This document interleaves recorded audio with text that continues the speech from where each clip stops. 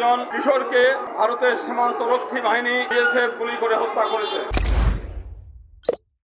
এই এক সপ্তাহের ব্যবধানে সিলেট সীমান্তে স্বর্ণা দাস এবং উত্তরবঙ্গের ঠাকুরগাঁও সীমান্তে জয়ন্ত কুমার সিংহ নামে দুইজন কিশোরকে ভারতের সীমান্তরক্ষী বাহিনী বিএসএফ গুলি করে হত্যা করেছে। এর আগে ফেলানি খাতুন সহ বিভিন্ন সময় আমরা দেখেছি যে বাংলাদেশের সীমান্তে একের পর এক হত্যাকাণ্ড হয়েছে। বাংলাদেশের তরফ থেকে বারবার প্রতিবাদ জানানো সত্ত্বেও তারা এই হত্যাকাণ্ড থেকে থেমে যায় নাই। আজকে আমরা দুঃখ ভারাক্রান্ত হৃদয়ে বলতে চাই, আজকে পাসপোর্ট আইন, ফরেনার্স অ্যাক্ট, আপনার মাদক দ্রব্য নিয়ন্ত্রণ আইন সহ অন্য যে সমস্ত আইন, সেই কোনো আইনেই সীমান্ত লঙ্ঘন করলে সে বৈধ হোক অবৈধ হোক তাকে হত্যা করা যায় না এবং হত্যা করার কোনো বিধান নাই। আজকে যদি কেউ সীমান্ত অতিক্রম করে তাহলে তাকে গ্রেপ্তার করে তারপরে তাকে নিকটস্থ যে থানা, সেই থানায় তাকে সোপর্দ করতে হবে এবং তাকে বিচারের মুখোমুখি করতে হবে। তার যেটা শাস্তি হয় সেই শাস্তি বিধান করতে হবে। আজকে ইন্টারন্যাশনাল যে আমাদের জাতিসংঘ কর্তৃক যে আমাদের আন্তর্জাতিক মানবাধিকার বিধান, সেই বিধানের মধ্যেও বলা আছে যে যে কোনো ব্যক্তি যদি নির্যাতিত হয় নিজ দেশে, তাহলে অন্য দেশে আশ্রয় লাভ করতে পারবে এবং সেই দেশ তার আশ্রয় দিবে, তার নিরাপত্তার বিধান করবে। আজকে আমরা কি দেখতে পাচ্ছি যে বাংলাদেশ থেকে যে দুইটা কিশোর এবং কিশোরী এরা সীমান্ত অতিক্রম করে নাই। স্বর্ণা দাস একটি জলাশয়, সীমান্তের পাশে একটি জলাশয়ের সামনে গিয়ে দাঁড়িয়েছে, সেই অবস্থায় সে দেখছে যে একজন বিএসএফ তার দিকে রাইফেল তাক করেছে।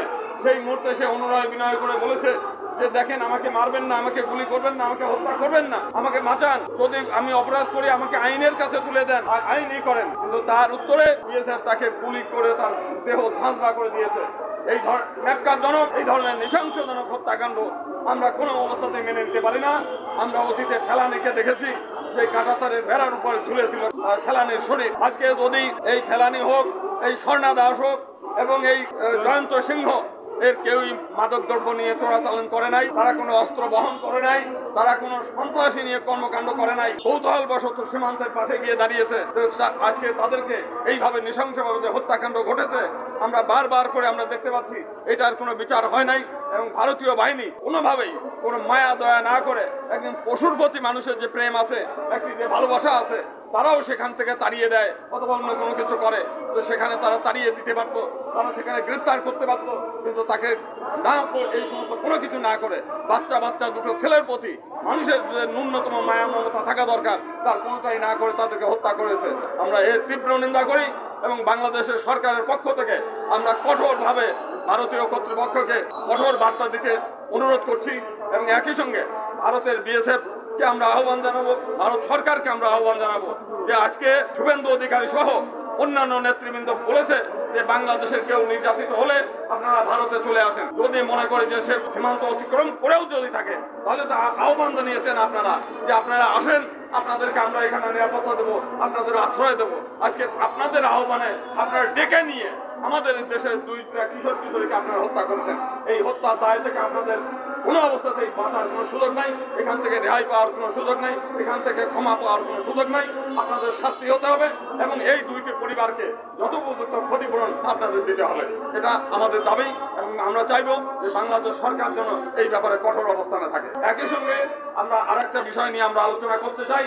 আজকে দেখেন, খুলনায় একটা সৌরভ নামে একটা ছেলে, তাকে ফেসবুকে কথোপকথন, তার বিরুদ্ধে ধর্মীয় অবমাননাকর কথা বলেছে, সেও তার পাল্টা উত্তর দিয়েছে। উৎসব মণ্ডল, সেই ফলে আমরা দেখেছি ওইখানে শত মানে যারা বিক্ষুব্ধ মানুষ, তারা এসে উৎসব মণ্ডলকে হামলা করেছে। সে থানায় আশ্রয় গ্রহণ করেছে, থানা থেকে তাকে বের করে নিয়ে তাকে মারধর করেছে, তাকে হত্যা প্রচেষ্টা চালানো হয়েছে।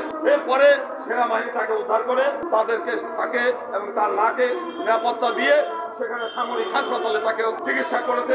সেই তারা অত্যন্ত আন্তরিকতার সঙ্গে তাকে রেখেছে, বোর্ড বসিয়ে চিকিৎসা করিয়েছে। সব ধরনের ডাক্তার তাদেরকে নিয়ে এসে, বিশেষজ্ঞ ডাক্তার নিয়ে এসে চিকিৎসা করিয়েছে। সে এখন সুস্থ, এখন অনেকটাই রিলিজ পাওয়ার মতো।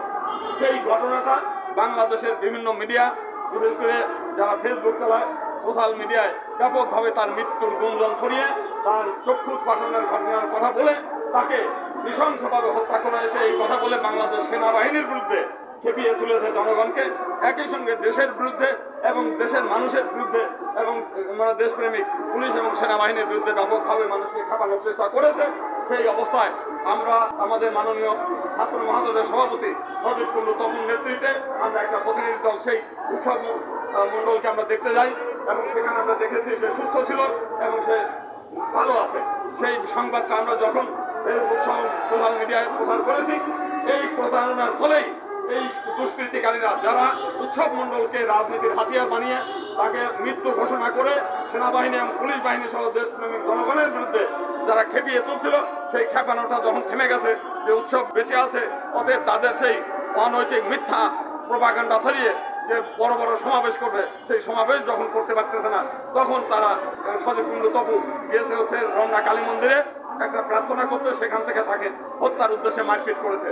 আমরা অবিলম্বে এই সন্ত্রাসীদের অবিলম্বে গ্রেফতার চাই এবং আমরা দেখেছি থানা এইটার মামলা নিতে গড়িমসি করছে। আমরা অবিলম্বে পুলিশ প্রশাসনকে বলতে চাই, অন্যায়কারী সেখানে আপনার রমনা কালী মন্দির কর্তৃপক্ষ থানায় গিয়ে বলে এসেছে তাদের সামনে মারপিট করেছে এবং তাকে মারধর করার সময় তারা তাকে উদ্ধার করেছে, রক্ষা করেছে। এত বড় মানে সাক্ষী থাকার পরেও পুলিশ তাদের গ্রেফতার করছে না, তাদেরকে এখনো মামলা গ্রহণ করে নাই।